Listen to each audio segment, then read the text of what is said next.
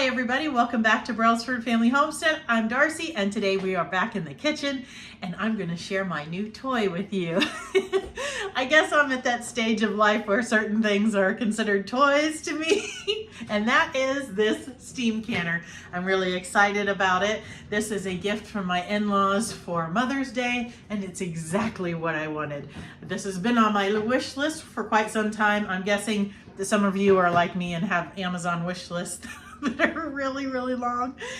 But this steam canner is an approved type of canner, but instead of having to heat up a big pot of water, you just have a few inches in this and it steams the things in the same amount of time that you would use the hot bath canner. So we're going to give it a try together today. I do have to first I don't know, where calibrate it kind of. It has a dial here and we just have to steam it until it gets to the arrow and just before we use it for the first time. So in the manual here, it's the Fruit Saver one. It tells you exactly how to do that. So I'm going to go ahead and get this filled up and you put 4 jars filled with water in it and just let it process. So that will take a little bit, but I am going to make strawberry jam in this. I will put a video here of another recipe making strawberry jam I did before. I am going to use one with less sugar this time. Really want to give that a try, but today is my own strawberries from my own garden. So I'm really excited about that. I knew this was coming, so I went ahead and hauled and crushed and froze them because it is safe to use frozen fruit for jams and jellies. So let's get started. Just wanted to give you a closer look. Look, you can see your own reflection. Hi. This is the dial, so it's all based on your elevation. So you'll make sure you know your elevation, which you should already know if you're doing canning, especially pressure canning. This is the bottom and the rack. It says to just fill it to the top of this rack. It says it'll take 2 to 2.5 quarts, but you don't have to measure it. So I'm just gonna fill a pitcher of water to bring over till it hits that. And also I have to put in 4 quart jars filled with water to do this initial test before using it. And it does say to do it each season, but I guess if you keep using it all year round like I typically do, I don't know if that's necessary. I will be using a Sharpie to make a mark, even though you can see it has like where the safe zone, this green, it does say to mark it somehow. So I will take a picture with my phone and I will make a mark on the Sharpie to know where that stops. So I am going to put hot water in here because the manual doesn't say you have to start with cold and I don't see why you would. So let's get this filled up.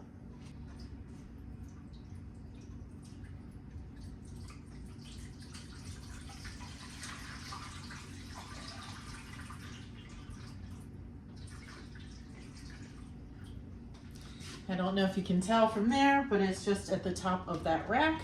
So I'm going to go ahead and put my jars in here and I'll be sure to fill them up.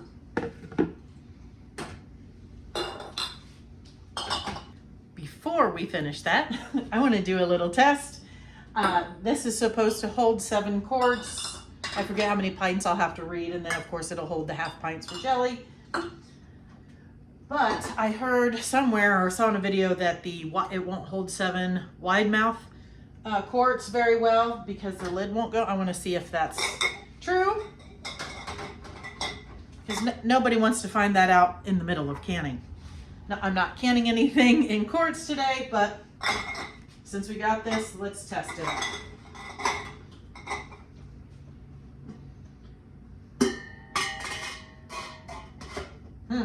Well, that was false. That fit perfectly fine, but it might not be false because there is no rings on there, so that might reduce the wiggle room. So I guess we'll have to test that out next time I want to can something in wide mouth quarts, which I don't think I would use a water bath canner for anyway. So we'll see.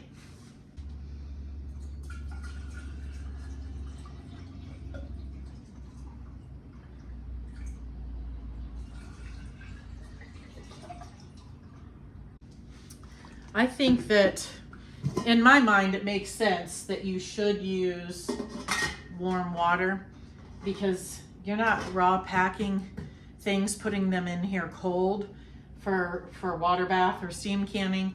So I would put warm water in the jars in the bottom. Not necessarily boiling, but anyway. Let's get this turned on and we'll see how long this takes to get up to temperature for my altitude. For my altitude, I am in that blue zone, so we need to get all the way to here where it hits green. So we'll see how long this takes. We are 17 minutes in and almost there. It did say that if there's any sputtering of water, things like that, to turn it down. So far, I have not had that issue. This is not quite done yet. The manual does say you should do this every year, so I'll just be marking my calendar to do it each spring so that I'm following their directions and making sure everything is done safely. But it also mentions that if you take your canner elsewhere, whether you move, maybe take your things to a friend's house to do some canning together or relatives, that you should do this test again. Don't just assume that they're at the same elevation because it could be very different. My town is a different elevation than my actual property. So you'll want to do that and mark it to make sure that you're at the right temperature to safely can your food. So we're going to finish this up. I'll show you when the arrow stops. We are about 20 minutes in and I think we're about done. Okay, I'm not sure how well you can see the little red thing there. It is in the green zone for me and has not moved for some time now, so that is my safe area. Just going to carefully mark that. I will take a picture as well. Here is a better angle for you. I will take a picture as well, since I'm sure that Sharpie will end up getting washed off. I've turned off the heat now so I can let this cool down and I can start on my jam. But that did take about 30 minutes because I did make sure that the needle would not move anymore. I didn't want to mark my spot prematurely. So that was easy. We'll do it again next year. We're all ready to start canning this strawberry jam, or getting it ready to can. I have my strawberries in here. They look so good. I'm so excited that these all came from my garden. So we're going to add the pectin according to the recipe that I am using and stir it in. It says to add it slowly, so I guess I'll add a little bit. Stir. This one has quite a bit less sugar than the one I have made before, so I'm hoping we really like it. I still have not tried the Pomona pectin yet, where you can do things without any sugar. I do want to give that a try because if you have ever read some of these jam and jelly recipes, sometimes they call for more sugar than fruit. And so they're not really loving that, you know, from one, tasting the food, but also the health of having so much sugar. So the point of doing some of these things is to have healthier, better tasting options and know what's in it. So now we have to bring this to a full rolling boil. I just thought I would mention, you know, if you haven't made jams before, always use a pot that is much bigger than you think that you need, because they will boil up once you add the sugar before you can this.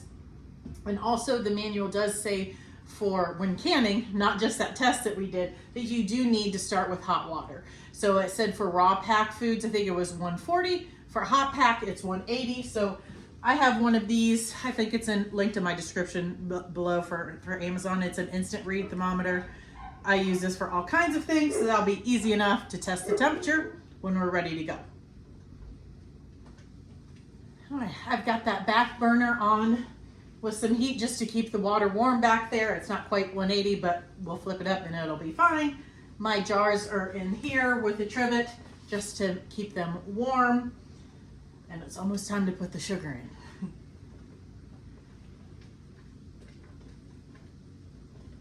Okay, it's a rolling boil that I cannot stir away. So now I'm going to put all of the sugar in at once and bring it back up to this point.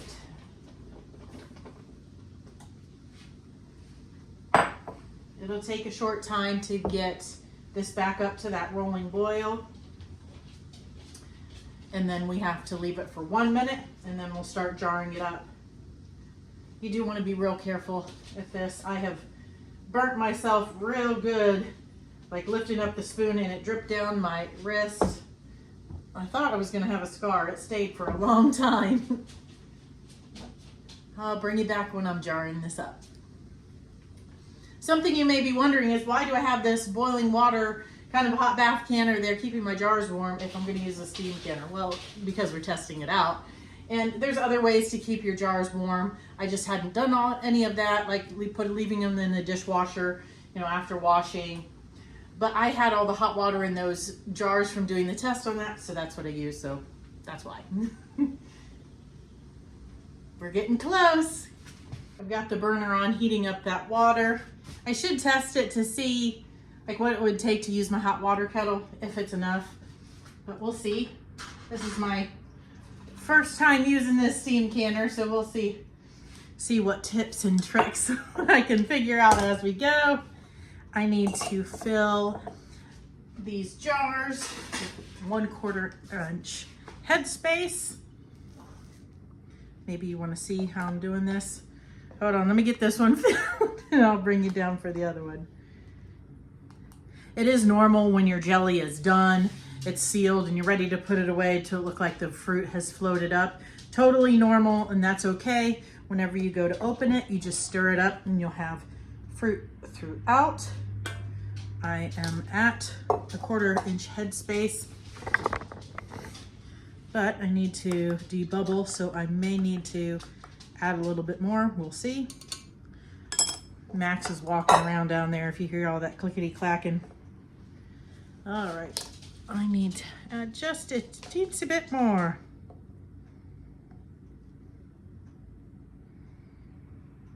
All right, I'm gonna wipe that rim. Especially with jellies. Ooh, jellies, they get so sticky. And of course I can get kind of messy. Use a hot pad or a washcloth or something, because that is super hot. Okay, now I'm gonna just stick that on there and get the, let me back up. I'm gonna get the rest of the jars filled, and then I'll show you before I do anything else with the canner. I have 7 of the half pints in here. Give the water a test again. Yep, it is definitely hot enough.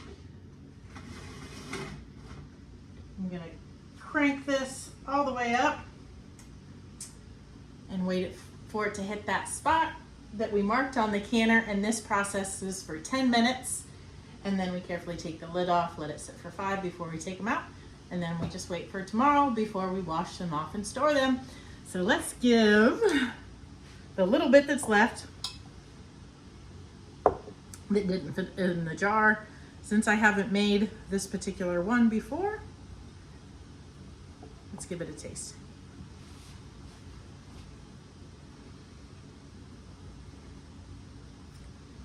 That's better than the other one, and the other one had way more sugar, but of course this is also my strawberries, but you know, that's delicious. Definitely want to even try one with even less sugar, so the fruit shines more and it's healthier too. But all right, we'll bring this up to temperature and I'll bring you back once it's there. I just started the timer for 10 minutes. It's already at that mark before I could even finish cleaning up the things that I'd used, so that's awesome. This is way faster than a water bath canner, and the ones that a lot of people have, the speckled black ones, they're bigger than the one that I had heated the jars up with. But if you have a rack in that, and you can with quart jars, it always makes a mess for me. It's always boiling over, or I'm questioning if it's high enough. So I usually use my tall Presto pressure canner without the gasket as a hot bath canner. But it takes forever to heat up that big pot of water. This is way faster. And in the summer when I'm doing a lot of preserving, this will heat up the kitchen for less amount of time, and it will take less time for me to actually can, which is a win. I'm not even done yet and I'm already sold on this thing. Well, of course we bought it, but I will put a link in the description below. It is the Fruit Saver brand. But I am really excited to use this a lot this summer. The time is up.